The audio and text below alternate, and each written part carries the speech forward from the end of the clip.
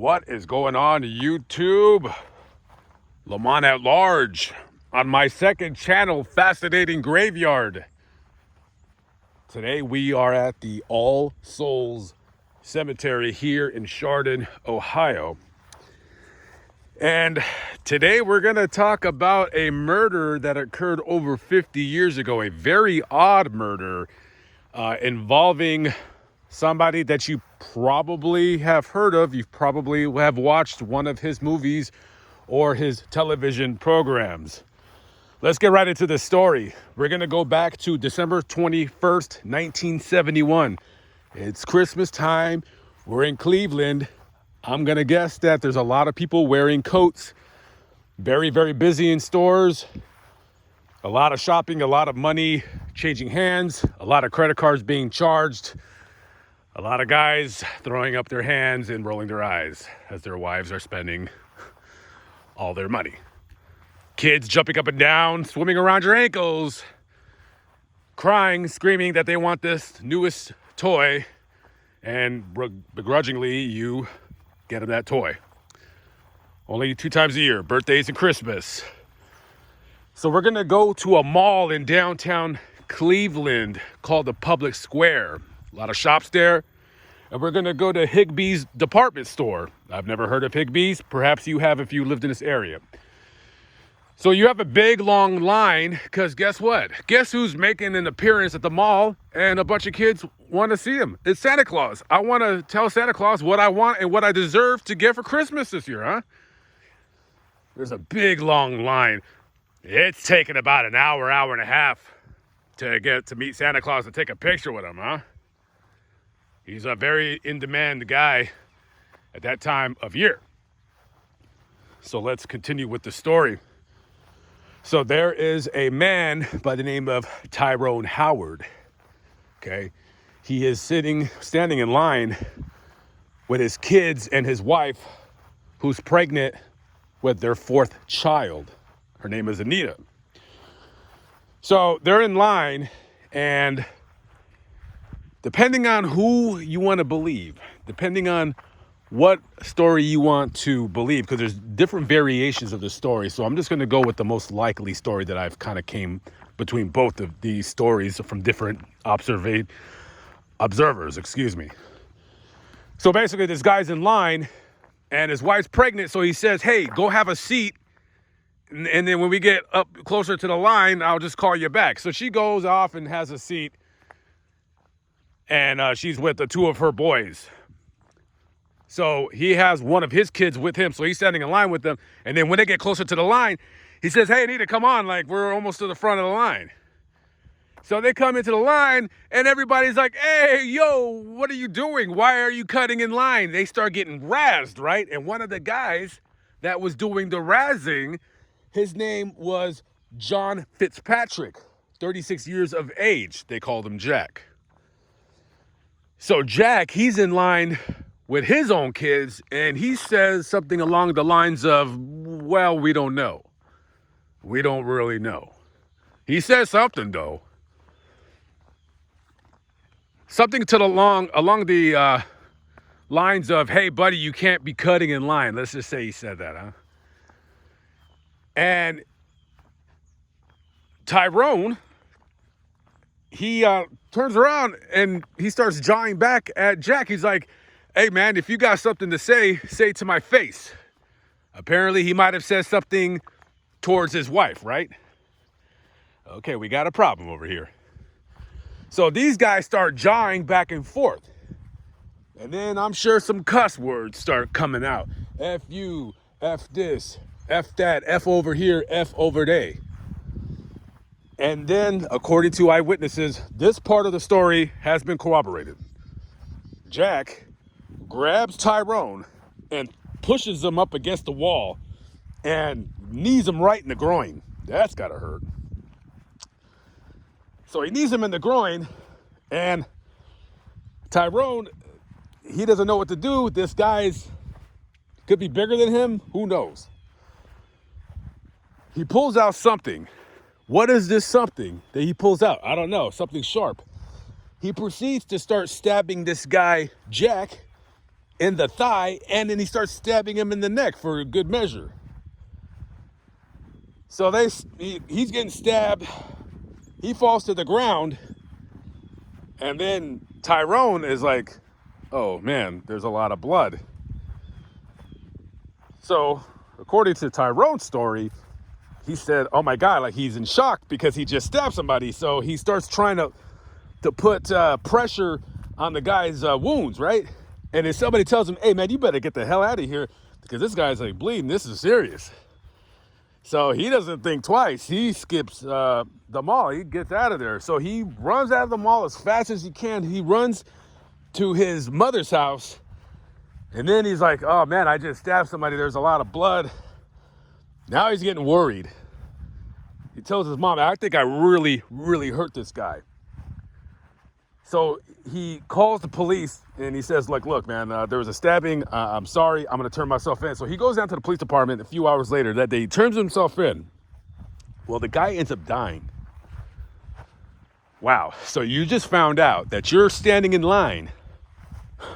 Your kids want to see Santa Claus. And now all of a sudden you're a murderer.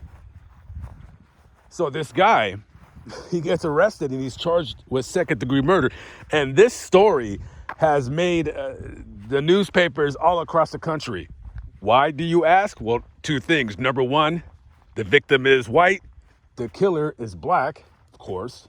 Race always rears its ugly head in news.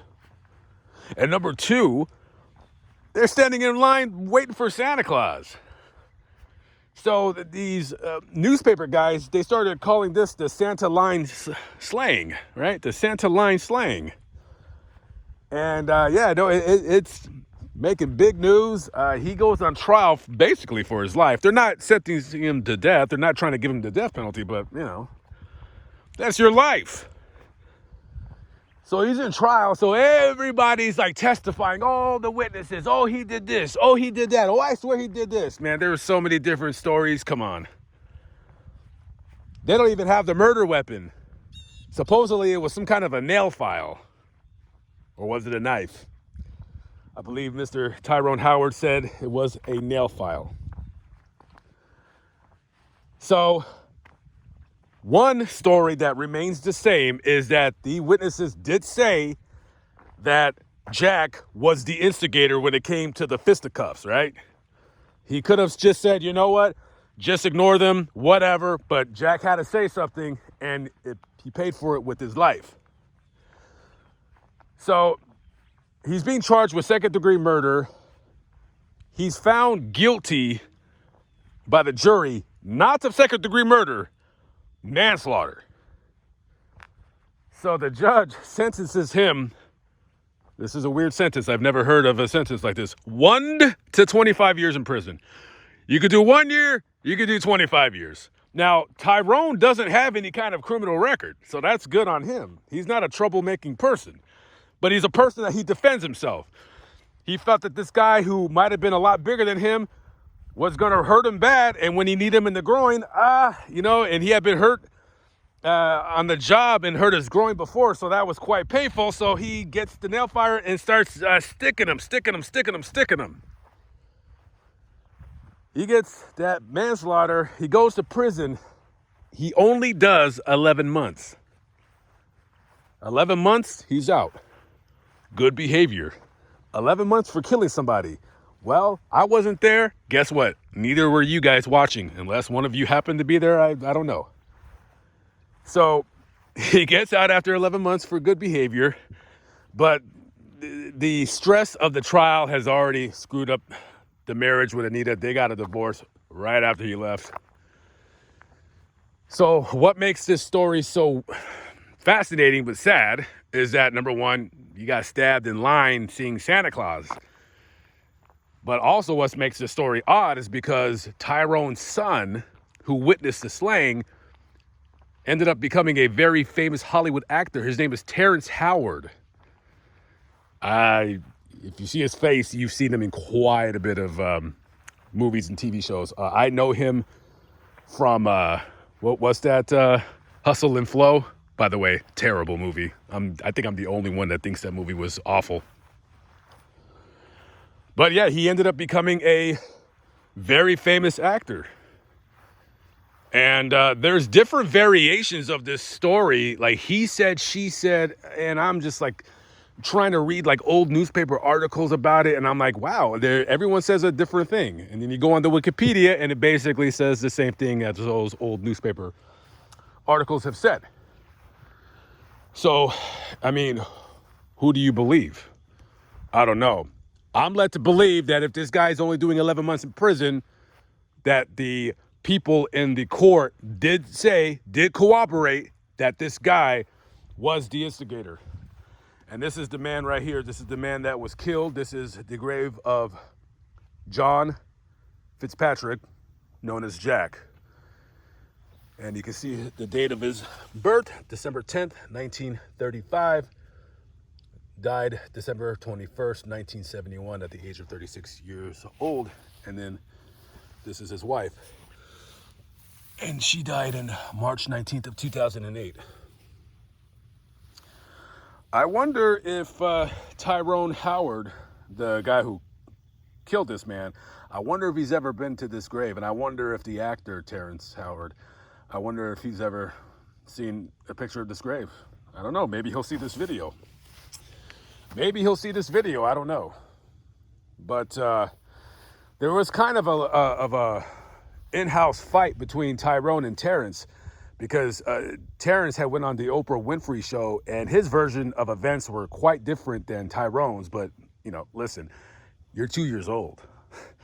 Maybe you're selling this story of like blood is splattering my coat. I'm 2 years old. And then he was really turning this story into one of race. And Tyrone, he said, listen, this wasn't about race. This wasn't about him being white and me being black. This was two guys that were acting the fool, and neither one of us wanted to back down. And for that, I ended up taking another man's life. And that's basically what this story is. You know, just two guys won't back down. And, you know, oftentimes when I do these stories, man, I hope whoever watches this, I hope that one of you guys out there, you know, really takes this to heart, because this man was killed over 50 years ago. 50 years ago. He died young, 36. I'm 43 now. It's just amazing. And he left 3 kids. He might even have had 4. I think his wife was pregnant as well. I'm not 100% sure on that, but yeah. I think this guy had 4 kids at least, and maybe his wife was pregnant with a 5th. Don't quote me on that. Think about it, guys. Rest in peace to John Fitzpatrick and his wife, Mary. Think about it, guys. Think about it. Next time you're in public, you get into a fight, you know, listen, I say like this, you know, if you're being harassed or you're being threatened, you have every right to defend yourself. But if you're at a bar and you drinking too much, or something happens and somebody says something to you, you know what? It's not even worth it. Because number one, you don't know if that guy has a gun. You don't know if that guy is a really good fighter. And you might have a gun. You might have something on you. Do you really want to instigate something? I promise you this. Listen to me. I'm a little bit older than some of you guys out there, and some of you guys are a little bit older than me, but you can learn something from me right now when I say this. I promise you, as long as you weren't attacked and you are not the aggressor and someone's being a jerk, let it go, let it slide. I promise you, in about 3 weeks to a month, you won't even remember that happened. Do you know how many times I'm driving in the street, I get road rage and I say, F this. I don't even remember those people. I do remember the one guy that shot at me. Maybe that story will be for a story time, if you will. I think when I go back to Las Vegas, I think I will do a story time. I'll probably do it on Lamont at Large. All right, guys, I'm out of here. Be safe, guys. Just be safe. And, you know, if somebody's being a jerk, let them be a jerk. Don't let that jerk make you a jerk. I'll catch up with y'all later. Have a good one. Thank you for watching. Appreciate it. Peace out.